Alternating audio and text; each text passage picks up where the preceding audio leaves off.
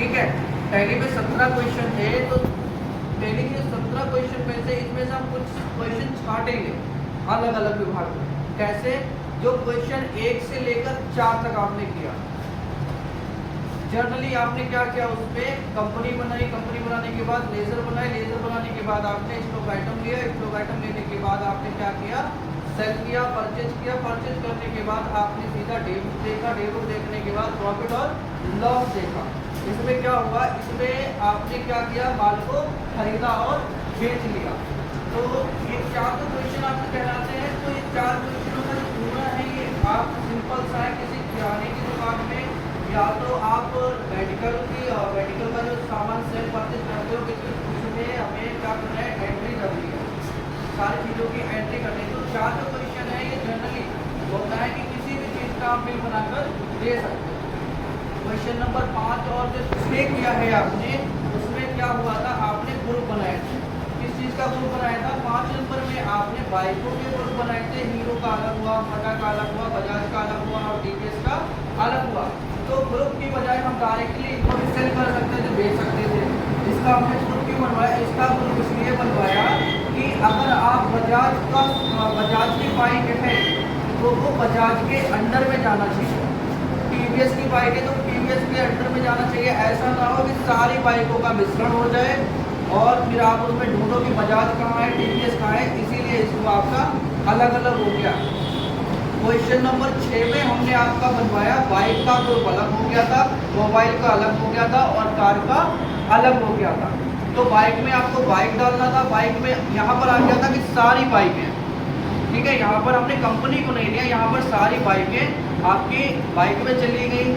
Mobile आपके mobile में चले गए। मोबाइल में बहुत तरीके के मोबाइल होते हैं, चाहे वो ओप्पो का हो, वीवो का हो, इन्फिनिक्स का हो, किसी का भी हो, तो मोबाइल में चला गया। कार में आपने कार को डाला। वैसा तो नहीं है हमने आपसे बोला कि सुजुकी की सारी बाइकें डालनी है या होंडा की सारी बाइकें डालनी है, नहीं ना।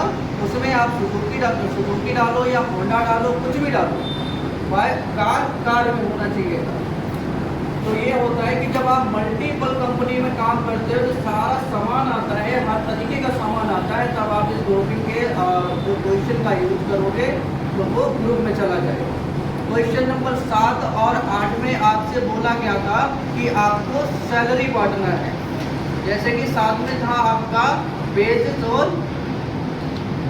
था और क्या था, सैलरी था। तो बेसिस में हम लोगों ने डाल दिया था लड़कियों के नाम और सैलरी में डाल दिया था लड़कों के नाम। क्यों? क्योंकि वहाँ पर 2 तरीके की सैलरी थी कि लड़कियों को अलग बांटना है और लड़कों को अलग बांटना है। उसके बाद क्वेश्चन नंबर 8 भी सेम था आपका, बस इतना चेंज हुआ था कि यहाँ पर डिपार्टमेंट आ गए थे। डिपार्टमेंट क्या होता है कि मान लो किसी कॉलेज के आप अकाउंटेंट हो तो कॉलेज में हिंदी का टीचर अलग होता है, इंग्लिश का अलग होता है, मैथ का अलग होता है, मतलब जितने भी होते हैं, आर्ट का अलग होता है, कंप्यूटर का अलग होता है। तो सारे जो लोग होते हैं वो डिपार्टमेंट से पहचाने जाएंगे कि कौन किस डिपार्टमेंट में पढ़ाता है।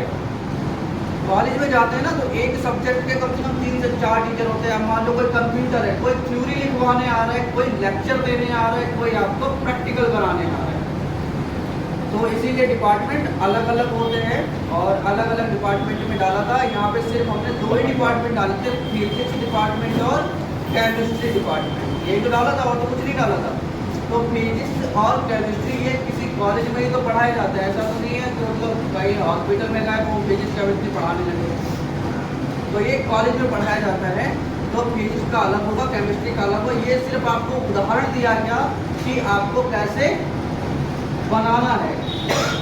जब आपको बनाना आ जाएगा तो सिंपल सी बात है, जब वो हिंदी का हो चाहे इंग्लिश का हो, डिपार्टमेंट आपको पता है कि कैसे बनेगा, आप सिंपल सा कर सकते हो। 9 और 10 क्वेश्चन था हमारा बैंक से रिलेटेड। पहला जो था सीधा बैंक में पैसा डाला, बैंक का कोई नाम नहीं था, इनका ना सीधा था बैंक अकाउंट और कैश। बैंक आपको ऊपर रखना है जब आप उसमें कैश डालोगे। कैश जब ऊपर रखेंगे जब हम कैश को निकालेंगे तब बैंक में से घटेगा। अगर नीचे कैश है तो कैश में से घटेगा। ऊपर आप जो भी रखोगे तो उसमें बढ़ेगा। ये 9 और 10 में था आपका। और 10वें वाले क्वेश्चन में आपने सारी बैंकों के लेजर बना लिए, सारी बैंकों में पैसा डाला। अब ऐसा नहीं होता कि आप गए बैंक में सेम यही क्वेश्चन कर रहे हैं। क्या होता है कि अकाउंटेंट की पूरी डिटेल आपके पास होनी चाहिए। देखो मेथड वही है लेकिन वो ऑनलाइन होता है, तो मेथड यही होगा, बस चेंजेस उसमें ये होगा कि अकाउंटेंट की पूरी डिटेल मतलब कस्टमर की पूरी डिटेल आपके पास होनी चाहिए, तभी आप कर सकते हो, अदरवाइज नहीं कर सकते। 11 क्वेश्चन में था आपका न्यू और ओल्ड। ये क्वेश्चन हमें याद है, ऐसे आपको भी याद होने चाहिए। न्यू और ओल्ड, तो न्यू और ओल्ड में क्या था कि हमने न्यू सामान बेचा, शॉप वाला इतना सामान आता है, गारंटी नहीं होती कि उसकी सारा ही बिक जाए। कपड़े वाला जो कपड़े खरीद कर लाता है वो सीजन के हिसाब से लाता है, गर्मी होगी तो गर्मी के कपड़े, सर्दी होगी तो सर्दी के कपड़े। अब ऐसा नहीं कि गर्मियाँ चल रही हैं, गर्मियों के सारे कपड़े बिक जाएं, ऐसा भी तो नहीं है। अब मान लो जो माल बचा हुआ है तो वो उसको संभाल के रखेगा। अब जो संभाल के रखेगा, जब अगली सीजन आएगी तो नया भी लाएगा, पुराना भी लाएगा, और नए को पुराने के साथ क्या करेगा, मिक्स करके उसको बेच देगा। ये बिजनेस होता है।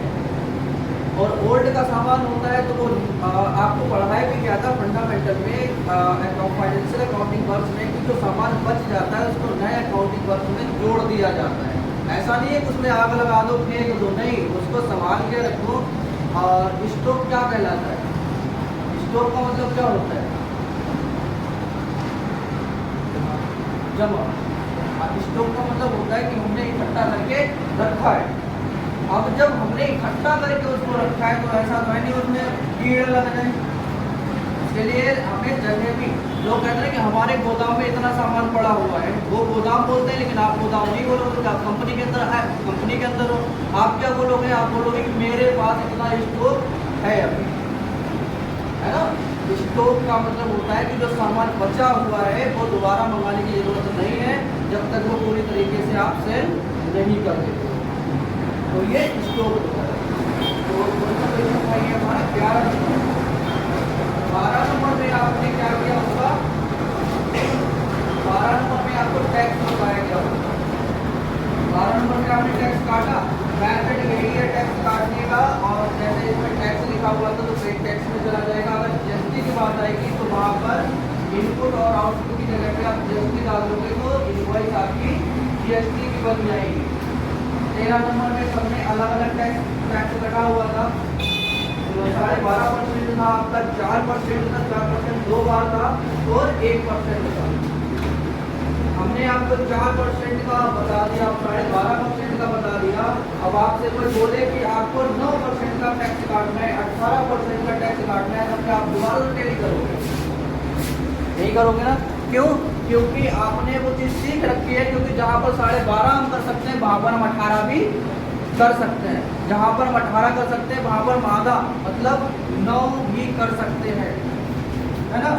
तो ये अलग अलग होता है कि आपको बता दिया गया है मेथड, आप उसको अपने अकॉर्डिंग चेंज कर सकते हो। 14 नंबर का जो क्वेश्चन था, 14 नंबर में था आपका एक्चुअल और बिल्ड वाला क्वेश्चन। एक्चुअल वैल्यू क्या होती है और बिल्ड क्या होता है? बिल्ड क्या होता है? एक्चुअल का मतलब होता है कि हमने किसी सामान खरीदा, उसने हमें एक्चुअल पीस कितना दिया, इतना। अब आपने 1000 पीस खरीदा और 1000 पीस में से उसने बोला कि अब आपको पैसे कितने के देने हैं? 1000 पर आपको 300 पीस फ्री मिलेगी। दवाई पर भी ऐसा होता है, दवाई पर कि अगर आप इतना सामान खरीदेंगे तो आपको इतना फ्री मिलेगा।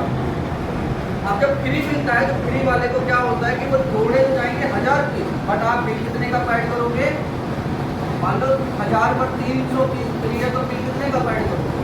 700 पीस का। जब 700 पीस का जो आप बिल पैड करोगे तो आपको आप सामान कितना लेकर आओगे? 1000 पीस लेकर आओगे ना। तो ये उसने बोला है, तो ये एक्चुअल और बिल्ड है कि एक्चुअल प्राइस, एक्चुअल आपको पीस कितने मिलेंगे, और बिल्ड का मतलब कितने का सामान बना है उतना पैसा आपको देगा, आपको देने पड़ेंगे। क्वेश्चन नंबर 15 था।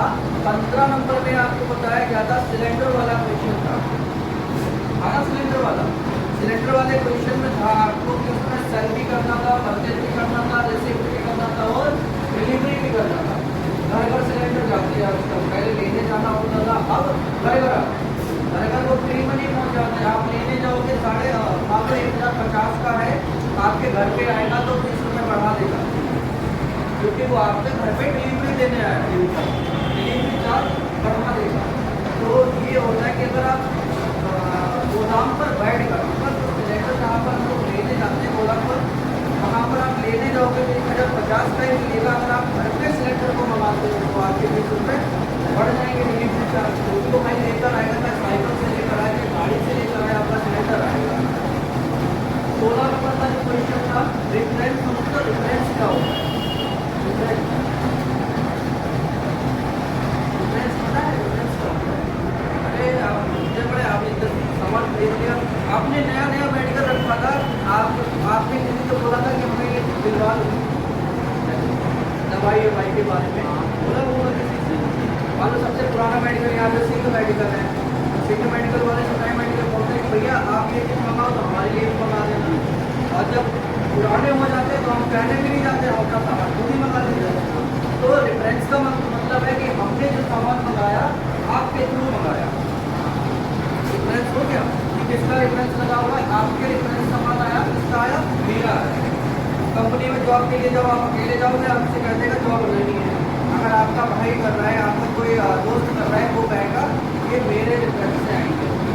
आप अकेले जाओगे तो वापस कर देगा, लेकिन अगर रेफरेंस लगा हुआ है किसी का तो वो आपको जॉब पर लगा देगा। ये रियलिटी है। अभी आप जॉब लेने जाओ, आपको हर कोई मना कर देगा। यहाँ पे डायरेक्ट एडमिशन लेने आओ, अपने पैसा कम नहीं करेंगे, मालूम से 10 एडमिशन लेकर आए कि सब कंसेशन कर दो, भले ही हम फॉर्म भी सॉल्व करते हैं उसमें से, लेकिन होगा कुछ जरूर क्योंकि वो रिफरेंस लगा हुआ है। वही रेफरेंस वाला क्वेश्चन है कि अगर रेफरेंस लगा हुआ है तो ऑन अकाउंट था, एडजस्टमेंट था आपका, ऑन अकाउंट था और न्यू रेफरेंस था। न्यू रेफरेंस का मतलब होता है कि हम नहीं जानते हैं और डायरेक्टली हम सामान को खरीद रहे हैं। 16 नंबर का क्वेश्चन हो गया आपका। 17 नंबर का था पैरोल फिगर। पैरोल हम एक्सेल में भी कर सकते हैं और पैरोल हम टैली में भी बना सकते हैं। सिंगल पैरोल बनाना है, किसी एक व्यक्ति का पैरोल बनाना है तो आप एक ही डिटेल भरोगे। अगर बहुत लोगों का पैरोल बनाना है तो सारे लोगों की डिटेल आपके पास होनी चाहिए।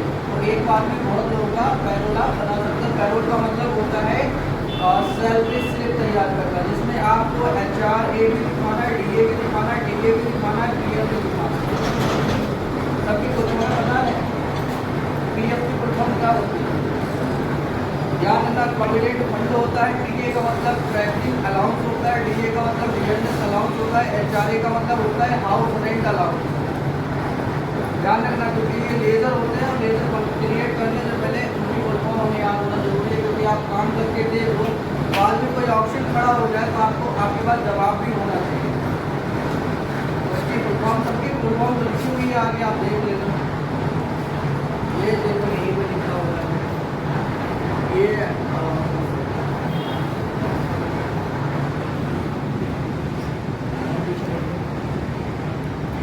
बेसिक सैलरी हो गया, HRA का मतलब हाउस रेंट अलाउंस हो गया, DA का मतलब आपका डिपेंडेंस अलाउंस हो गया, TA का मतलब ट्रैवलिंग अलाउंस हो गया, PF का मतलब प्रोविडेंट फंड हो गया। आपने ध्यान दे दिया। ये क्वेश्चन थे, आप समझ में आ गए? क्वेश्चन कहाँ पे यूज करोगे आप? यहाँ रखना, क्योंकि खड़ा कर देंगे।